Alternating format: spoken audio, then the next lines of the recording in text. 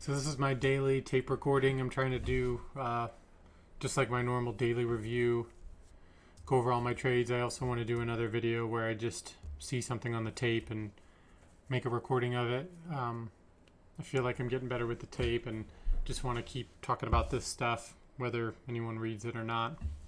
But on this Apple trade, I was saying that Apple was sort of a downtrending stock for the last few days, and then it gapped down pretty good and then sold down a bit at the open, then came back up, but then you didn't have any continuation, and you had all three of these things working as resistance. You had opening price, VWAP, and pre-market low as resistance.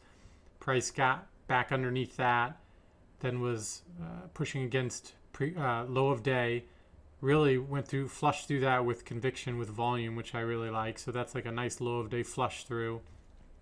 And then I wanted to play the retest. So the retest back up to low of day.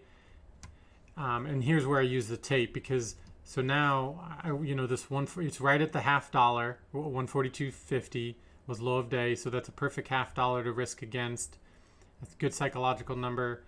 ATR is like $3, and it's only moved about $1.20. So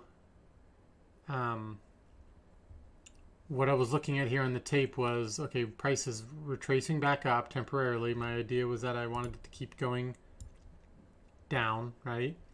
So what I noticed on the level 2 is we get this nice 142.50 ask waiting here, highlighted order. So I'm assuming that price is going to come up here, hit this 142.50.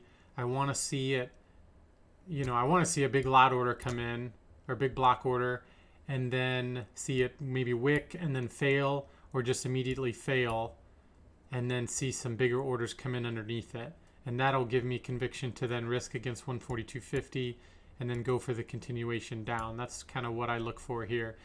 Back in the day when I was just doing the support and resistance, I didn't really know what I was doing on the tape to help add to my reasoning. So I would just see this level, go short here, but I wouldn't really notice what I was looking for in the tape or prints. But I think this helps, because I know that if a big order comes through and price gets below, that I do have somewhat legit resistance here.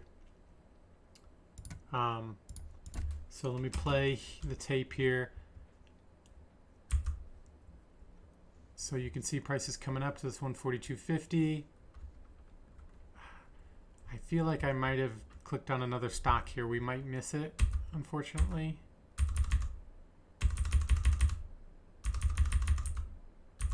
So yeah, we end up, let's see here, let me go back.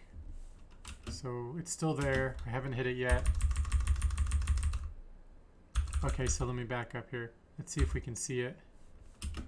All right, so unfortunately we miss it. I clicked away and came back. However, you can see the 142.50 highlighted order is gone. So we're just going to assume that it was partially hit, and that either it was a big block order or it was just a bunch of medium-sized orders. But no matter what, the highlighted order is gone, and we're now underneath 142.50. So then I get short here. I know that 142.50 is now potential resistance short term. I see this big highlighted order on the bid at 142. So I'm definitely seeing 142 as a target.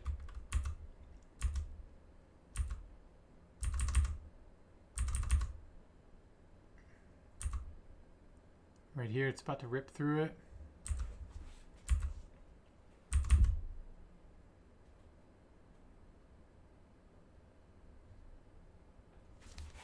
Right there, boom, goes through it. And you can see we didn't get a big block order, but we got a bunch of medium-sized orders, all on the bid. You can see there's Edge X in the middle there, getting in on it.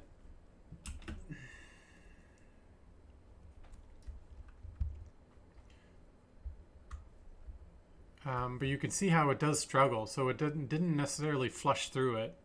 It flushed down to 142, but then once it hit 142, we had some orders that came in above it at 142.02. So it's not necessarily super strong. And really, when I looked at the level 2 earlier and I went down, you could see highlighted orders laddered on both ways. So really, it's somewhat balanced here. And this is probably, it probably looks like that because the price does eventually turn back around and go back up. So it didn't really continue too much more after this. But 142 does give way to some more. You can see some big orders. So there's a huge order that just went through 142 as well here. So now I want to see price get under again after this big order came through, and I want to add in. I'm pretty sure I add in somewhere in here. We get a little pull back to 142. I get in, and then my idea now is that we're going to go back down. Oh, you can see this big bid at 141.90 is waiting, so I'm assuming it's going to hit 141.90, and then there's another one at 141.50 that I'm trying to hit.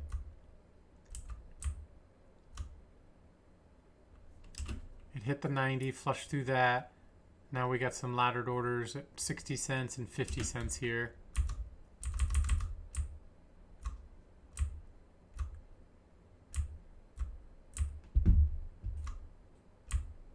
Okay, so it never ends up hitting 141.50. I don't even think it hit 141.60.